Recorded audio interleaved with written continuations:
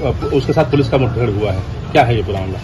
जी, थाना हरदी के क्षेत्र अंतर्गत महाराजगंज में जो 13/10 को एक बहुत दुखद और दुर्दांत घटना हुई थी, जिसमें एक युवक को गोली मार के हत्या कर दी गई थी, उसी के क्रम में हमारी टीम ग्राउंड पे काम कर रही थी। सभी अभियुक्तों की हमें तलाश थी, तो आज 5 मुख्य अभियुक्त पुलिस के कब्जे में आ गए हैं, जिनमें से 2 अभियुक्त जो हैं, जिनका नाम है मोहम्मद तालीम उर्फ सबलू और मोहम्मद सरफराज उर्फ रिंकू। इनकी निशानदेही पे पुलिस की टीम्स मर्डर वेपन की रिकवरी के लिए गई थी, जो कि इन्होंने नेपाल बॉर्डर के समीप नानपारा क्षेत्र में छुपा कर रखी हुई थी। और वहां पर जब गई तो जो DBBL गन मर्डर में उपयुक्त यूज हुई थी, उसको लोडेड हालत में रखा गया था और एक और अवैध असला इनके द्वारा वहां पे छिपाया गया था और इनके द्वारा पुलिस पर फायरिंग की गई।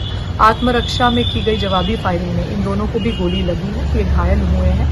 इनको उपचार उपलब्ध पुलिस द्वारा करा दिया गया है और बाकी 3 अन्य मुख्य अभियुक्त भी अब्दुल हमीद और उनके पुत्र फाहीम तथा मोहम्मद अफजल, इनकी भी गिरफ्तारी हुई है और इनसे की गई पूछताछ के आधार पर जो अन्य अभियुक्तों की जानकारी हुई है, उन पर भी निरंतर हमारी टीम्स काम कर रही है। शीघ्र उनकी भी गिरफ्तारी। अच्छा मैम, एक चीज जानकारी की, जैसे जिस तरीके से एक अफवाह उड़ रही है कि जो मृतक है उसके नाखून वगैरह उखाड़ दिए गए हैं, कई तरह की भ्रामक खबरें चल रही हैं। जी, पोस्टमार्टम के अनुसार मृतक की मृत्यु गोली लगने के कारण हुई है और अन्य जो चीजें बताई जा रही हैं वो सब भ्रामक है, जिनकी पुष्टि पोस्टमार्टम से नहीं हो रही है। क्या लगता है कि जैसे मुख्य आरोपी तो सभी पकड़ लिए गए हैं, लेकिन ये छापेमारी क्या अभी जारी आपकी रहेगी या?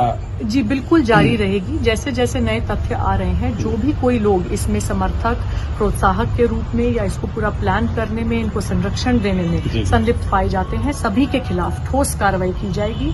इस घटना में संलिप्त सभी अभियुक्तों के खिलाफ रासुका के तहत एवं अन्य ठोस कार्रवाई जल्द ही अमल में लाएगी। कहाँ पर गोली लगी है इन लोगों को?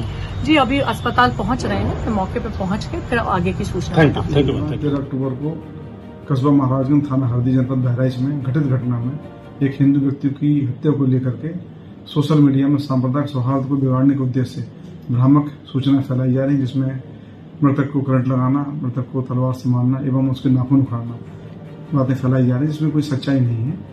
मृतक की पोस्टमार्टम रिपोर्ट में मृत्यु का कारण गोली लगने से पाया गया है।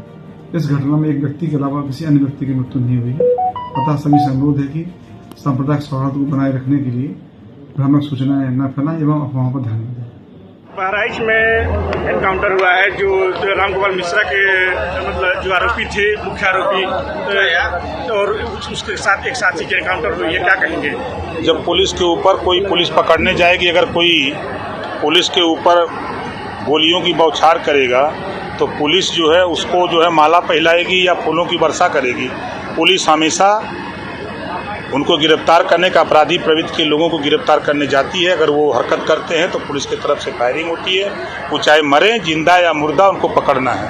अपराध अगर करना है तो अंदर जमीन के अंदर रहना पड़ेगा या ऊपर जाना पड़ेगा, या तो जेल में, और नहीं तो कायदे से जिस तरह कानून चल रहा है 7.5 साल से, उसी तरह देश प्रदेश में व्यवस्था रहनी चाहिए। पैर में गोली मारी गई दोनों आरोपियों के, क्या कहेंगे? इस नाते मारी गई है कि उनको पकड़ करके और सबक सिखाया जाएगा।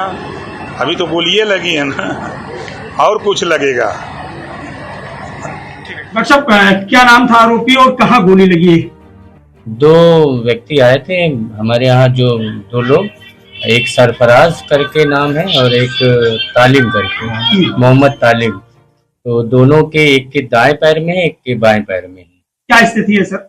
स्थिति दोनों की सही है और थोड़ा जो गोली है, गोली अभी भी अंदर ही है, क्योंकि एग्जिट पॉइंट उसमें नहीं दिखा है। बाकी हमने डिस्ट्रिक्ट हॉस्पिटल बहराइच के लिए रेफर कर दिया है, वहाँ एक्सरे और फर्दर मैनेजमेंट के लिए। स्थिति दोनों की नॉर्मल है। कब लेके आए थे यहाँ पे? 2:35 के करीब, दोपहर में 2:35। गोली निकाल दी गई। क्या नाम है? गोली मेरा नाम रुखसार उर्फ सालिया है। मैं बहराइच के वानागंज की रहने वाली हूँ। मेरा मायका महाराजगंज में है। रविवार को जो वहाँ दंगा हुआ है, उसमें जिस आदमी की मृत्यु हुई है, उसका इल्जाम मेरे पिता और मेरे भाइयों पे आया है। मेरे पिता का नाम अब्दुल हमीद और मेरे भाई का नाम सरफराज अहमद और मोहम्मद फहीम है। उस दंगे के बाद 14 तारीख को STF की टीम मेरे घर पहुंची और वहां केवानागंज पहुंची, मेरे ससुराल। और वहाँ मेरे घर की तलाशी ली। जब वहाँ कोई नहीं मिला तो वो लोग मेरे पति ओसामा और मेरे देवर शाहिद को लेके चले गए। उसके बाद से उन लोगों का कोई अता पता नहीं चल रहा है। कल 16 तारीख को जो है मुझे गांव से कुछ पता चला कि जो है कल 16 तारीख को गांव से मुझे खबर मिली कि धर्म कांटे के पास से मेरे पापा और मेरे भाइयों को अरेस्ट कर लिया गया है। उनके साथ एक लोग और हैं, 4 लोगों को अरेस्ट किया गया है, लेकिन उनका भी कुछ पता नहीं है।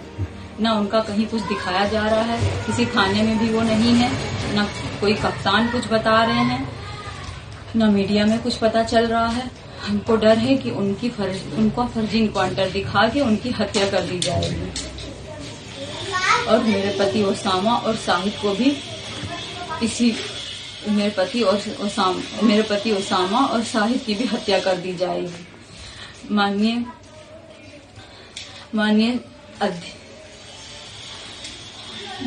क्या निवेदन करना चाहेंगी आप?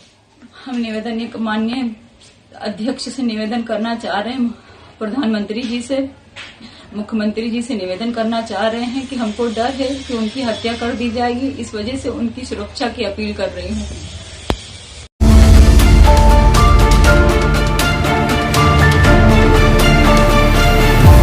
आप देख रहे थे CTV इंडिया न्यूज।